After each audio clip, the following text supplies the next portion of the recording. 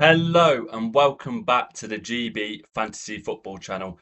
It's the big one today. It is the team reveal before the game week 1 deadline, the one that we've all been waiting for. So it's definitely one to look out for. Thank you very much for the support on the channel. Pre-season leading up to this first deadline has been incredible. There's been so much positivity, so much feedback across all the videos that I've put up on the channel. So it's been very much appreciated. If we can make one final push before the start of the season to potentially hit that 1,000 subscriber goal, that would be greatly appreciated. And please do drop a thumbs up on the video. Push it out to everybody, see the content, be greatly appreciated. Hit the bell icon so you don't miss an upload to the channel. Without further ado, let's crack on with the video. Seeing it is the big team reveal, I will add a little bit of suspense and break the team down from goalkeepers, defenders, midfielders, and attackers. So I'll keep you all on your toes for that one. But I will caveat it also with saying I've changed this team probably 25 million times in the last day since we've got the second round of the Carabao Cup draw. We've got that finalised, we've got that locked in. I'll go through a few of them fixtures when we get to some of the players who could potentially play in them.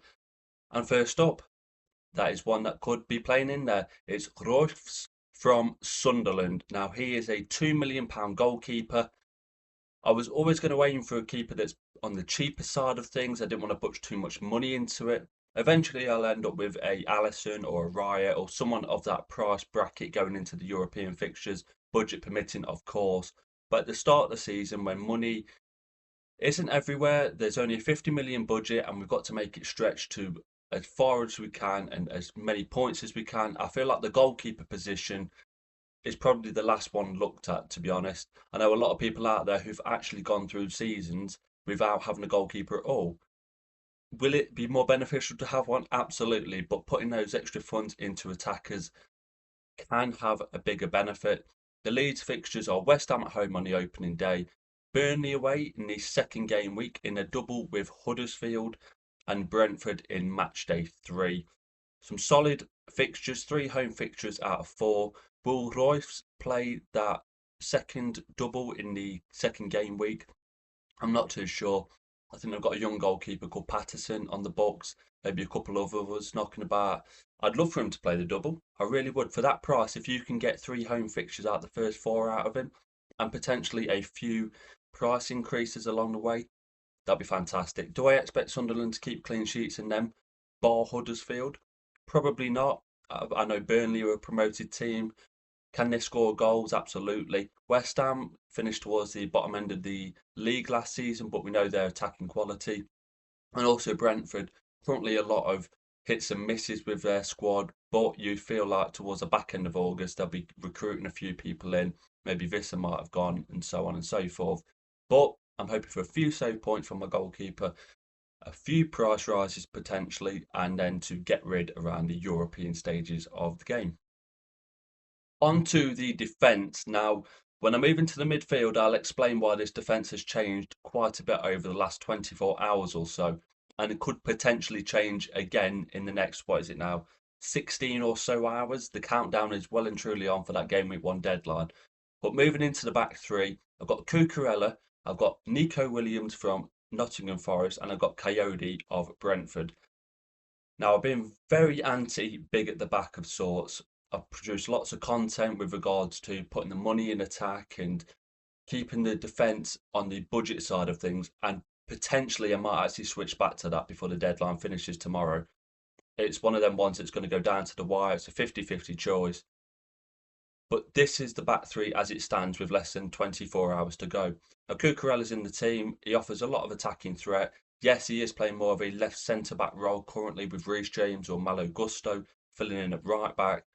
But he's a tackle monster when it comes to Chelsea. You'll want him in your team when it comes to the European fixtures. I certainly will, whether I start with him or not. That is one player I will be targeting, especially Chelsea's defence. It seems like they've tightened up a lot recently. Chelsea's fixtures are as follows. I've got Palace at home on the opening day, West Ham away in game week 2, and Fulham at home in game week 3, followed by Brentford in game week 4 if we're going far enough with that first European double. So a lot of greens, a smidge of just yellow and beige with regards to fixture difficulty in those first 3. But Cucurella for 4.5 million, what you're hoping for? I think at that price range, actually, you really wanted a few clean sheets. If you don't pick up at least two out of those first three, a few price decreases could be on the cards if there's no attacking returns. Nico Williams, an interesting one. I know there was linked with Leif Davis of, who was he playing for last season? Ipswich, I believe, if I'm not mistaken. But I think Williams and Oleina will be the starting fullbacks. I think they've earned them right, especially from last season. Nottingham Forest in pre-season, I think they played 7 games, 5 clean sheets out of the 7 fixtures, and only scored 1 goal, and that was in a 3-1 defeat to Fulham. So going forward, there's still a lot to be desired, but defensively, it seems like they've continued from last season's form, and that's what you want. They've got Brentford at home in the opening fixture, Crystal Palace away in game week 2, and West Ham at home in game week 3. Decent defensively wise. Palace away could be a tricky fight, tricky little battle at the Selhurst Park ground, but I think there's clean sheet potential, and that's what you're hoping for. At 3.5 million, I wouldn't quite categorise him as a premium option, but he's certainly not a budget one. He's somewhere in between. And Coyote, I don't know too much about him, but Brentford's fixtures seem okay. Forest away, as we just said, they've conceded very little goals, but also scored very little goals. It's going to be a tricky game to keep a clean sheet, especially if a Kelleher, their brand new signing in goal, is injured. Aston Villa at home in game week 2, and then Bournemouth, I believe, also in game week 2 in a double, which is heavily important, with Sunderland away in game week 3. So there's a mixture of fixtures there, 3 away fixtures out of 4. Will he play in that Carabao Cup game? I'm not too sure. I've toyed with the idea of Keane Lewis Potter. I've seen a few of you in the comments send him through many times, but compared to FPL, where Keane Lewis Potter is a defender playing in midfield, on here he's a midfielder playing possibly in defence, so you're not getting those clean sheet points. It's a bit like Lewis Skelly was for Arsenal last season, which knocks him down a few pegs for me. But Coyote, defensive wise, I've seen him pick up an assist for the Nathan Collins goal in pre-season. It seems like he's going to get a few tackle points, do okay on the bonus points, and for 2.5 million, I actually think he's a really good asset. But this defence has changed massively, and it could potentially change back as well. It's one to look out for on that front. Now, of course, all this data, fixture-wise, fixture ticker-wise, all the good stuff that we're looking for statistic-wise is from not only FPL uk. Fantastic website. Please do go check it out. This is not sponsored by any way, shape, or form, but it's just where I'm going to for all my data that is needed to pick these choices that we're not quite sure on sometimes. If you need a helping hand, that is the place to go.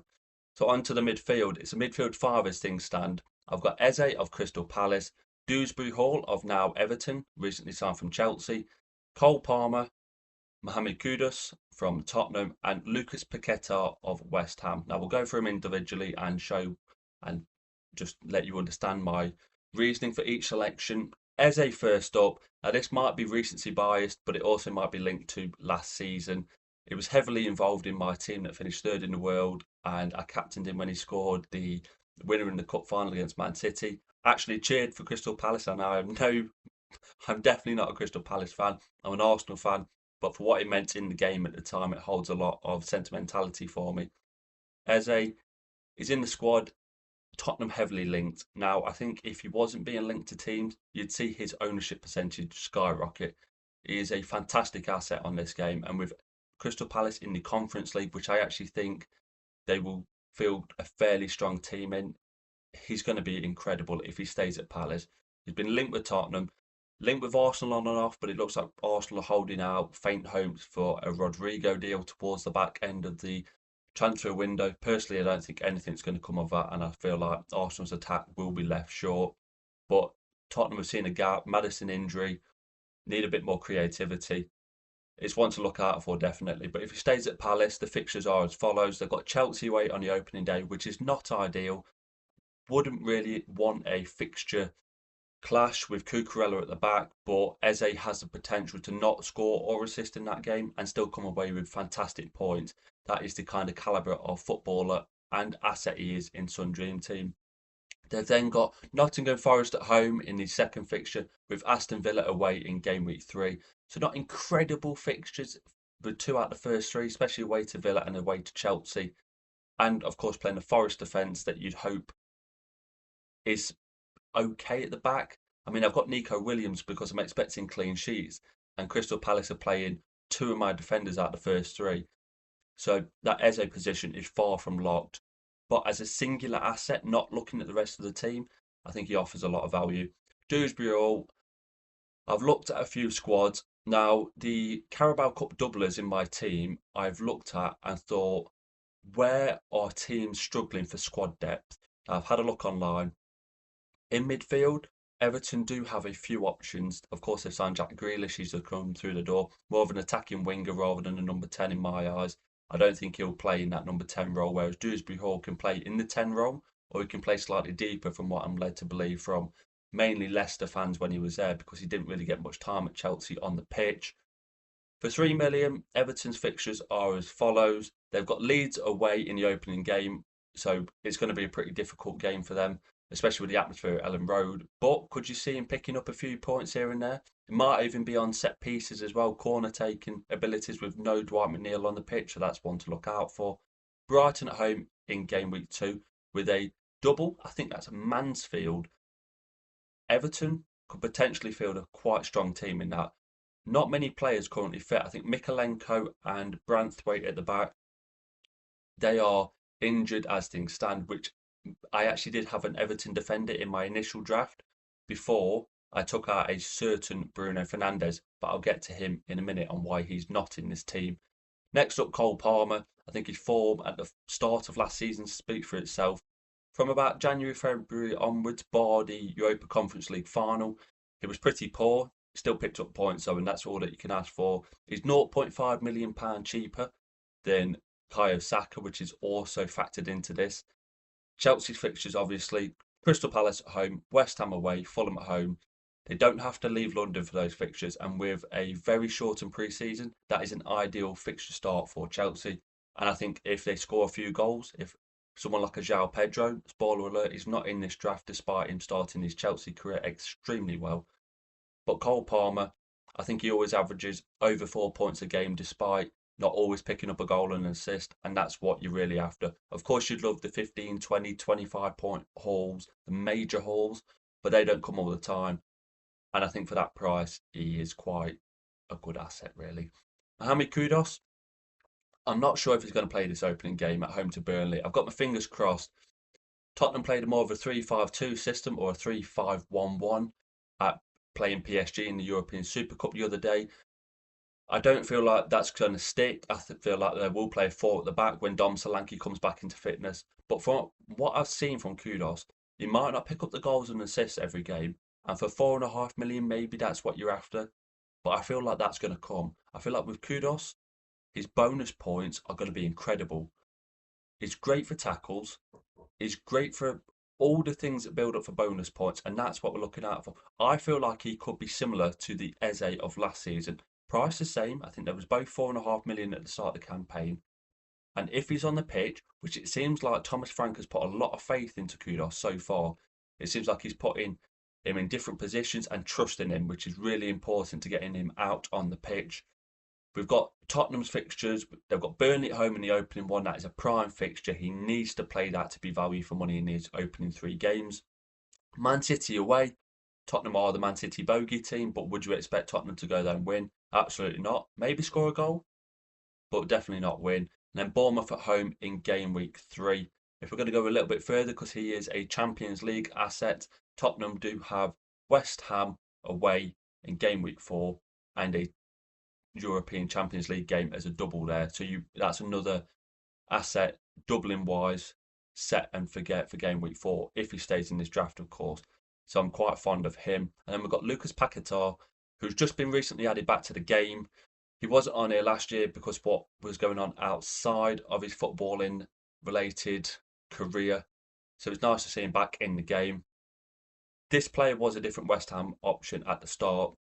West Ham's fixtures: Sunderland away, Chelsea at home, Wolves away in that same double game week as the Chelsea at home fixture, and Nottingham Forest away in game week 3. Now, with a all Premier League tie, that is why Paquetá has slipped into my draft. Currently, it seems like West Ham's attacking options. You could consider Paquetá more of a midfielder than an attacker, but that is to be debated. Is he a winger? Is he a number 10?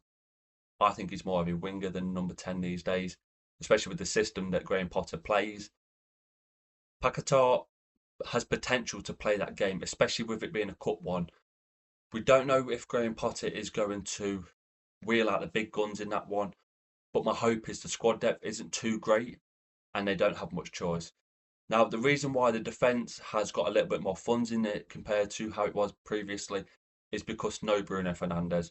I see Man United's cup draw. I believe they've got Grimsby in the second round with a Fulham double in game week 2. I think that's a poor enough fixture that Ruben Amorim will not play Bruno Fernandes in that game. Of course, Bruno plays every game. That is what he does. But I feel like a home fixture against Grimsby, someone like a Nagate or Kobe Manu or Casemiro can play in those two midfield roles with plenty of attacking talent up front. It's a gamble. If Bruno plays in that game, he could score big, and he will score big because that's what Bruno does.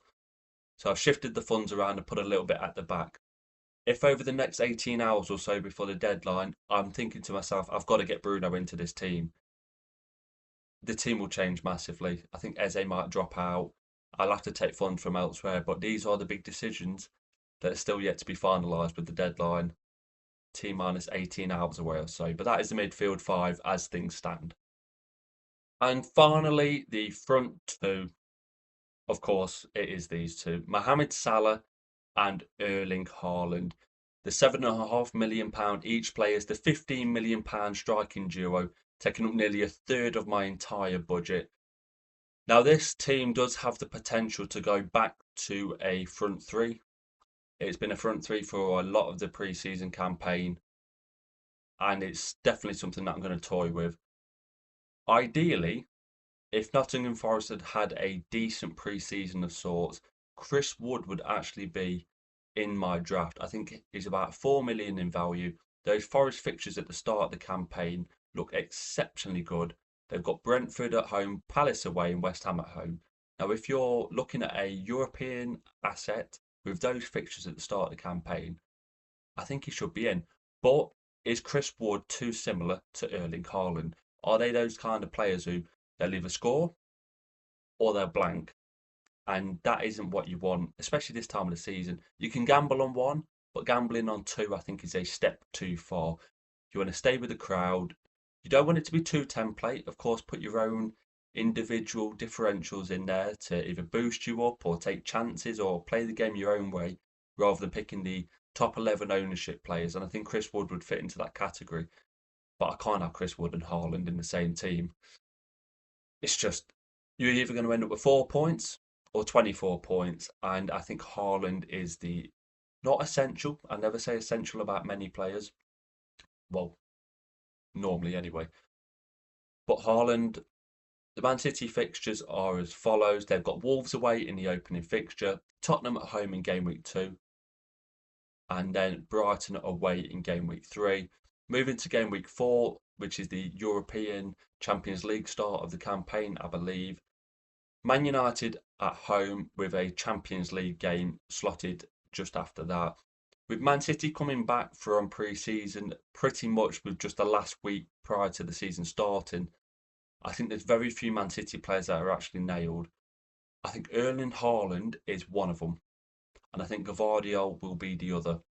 Gavardiol because of his flexibility, of course, he can play left centre half, which I think he will with Ait Nouri coming into the squad. I think Ait Nouri will go to left back, but I don't think he'll play every game. And you'll end up with someone like a Nakanji at centre half with Diaz, and then Gavardiol going back out to left back, where we've seen him so many times over the previous few years. But Haaland, you know what you're going to get for him. He's a captaincy option going forward for someone like the Tottenham game if they're not looking defensively sound. Although, to be honest, in the Super Cup last night, they was looking pretty good, so I wouldn't be captaining that one. And for 7.5 million, is that what you're after? Are you after a captaincy option, or are you after reliability for minutes? And for me, despite him not probably being captain choice for those first 2 or 3 games, the reliability that he brings to that Man City team, and the fact that you expect him to be in that starting 11 compared to someone like Reinders, or who else have they got? Doku still knocking about, or Bernardo Silva. But mainly Reinders. I've seen Reinders in a few squads recently, and I do think he will be a decent asset in this game, if not a great asset at times. But can you tell me right now, could you gamble on him playing 80 to 90 minutes in that midfield for Man City every game for those first three fixtures? I don't think so. Whereas Erling Haaland, barring injury on that front, injury permitted, I think he will play every minute of those first three fixtures. And Haaland in August, similar to his strike partner, scores well normally. Mohamed Salah being the other one, of course. Liverpool's fixtures: Bournemouth at home in the opening game, Newcastle away, and Arsenal at home. Not ideal by any stretch of the imagination. Newcastle away could be a tricky one, depending on who they get through the door, if anyone, before the second game week. They're not looking the normal Newcastle that we expect. I don't think the Isak situation is going to be resolved any time before deadline day. He's really pushing for that Liverpool move, which would be intriguing to see if he could actually get that move before that fixture. I think Newcastle will do everything in their power to delay it beyond that one, and I understand why completely. And obviously, Arsenal at home, Arsenal defensively are in the top two, top three from last season. Would you expect Liverpool to score 3, 4 goals in that one? I'd say no. Can Liverpool win that game? They can do, but Arsenal against the top six over the last 3 or 4 seasons, I don't actually think they've lost a game. So, despite them drawing too many, I think that game, 2-1 to Liverpool, 2-2, 1-0, it's going to be a low scoring one. So you're really hoping and gambling on that Bournemouth at home in the opening day. Bournemouth's defence have been ravaged.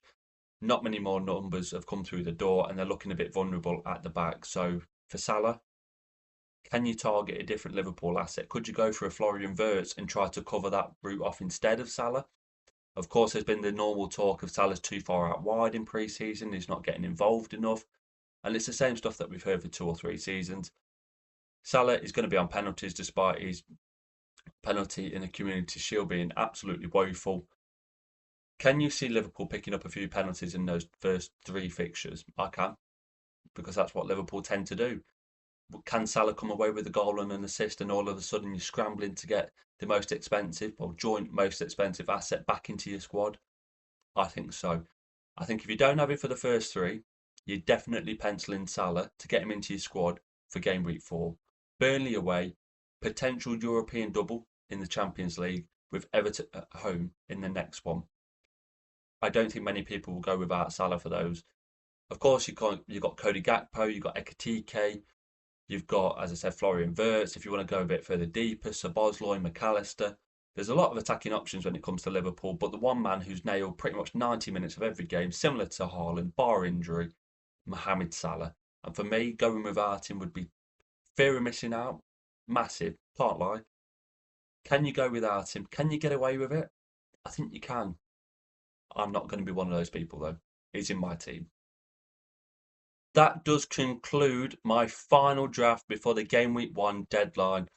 I hope you've all enjoyed the pre-season content. It's been thoroughly enjoyable. What a difficult word to end pre-season off with. It's been very enjoyable, let's just say that. And that's just a start. Game week 1, game week 2, throughout the whole of the season, there's going to be videos on the channel, so stay tuned. This is where the things start getting nice and juicy, and we buy and get tucked into all the content that the season has to bring. Of course, on Sun Dream Team, you've got Carabao Cup, you've got every domestic cup, FA Cup, European competitions, Premier Leagues, the lot. So every game matters and every minute counts on the pitch.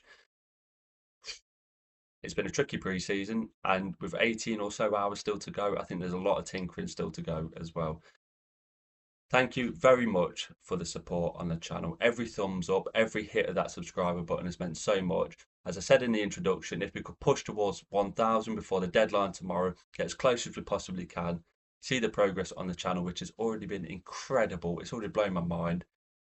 That'd be greatly appreciated. Leave a comment down below on how your team's thoughts are going with less than a day to go with that deadline. I'm sure all of you are panicking. There'll be a few of you, of course, who were set and forget already weeks ago, and I'm very envious of you. I can't lie. the stress levels are building and it's becoming a nightmare. My socials are down in the description below. We've got TikTok, we've got X, we've got Instagram. Go check them out. I'm posting on there constantly. Thoughts and opinions, especially with the deadline approaching. But that's it. Pre-season is done. The big stuff is on its way. So thank you very much for watching, and I'll be seeing you in a new video very soon.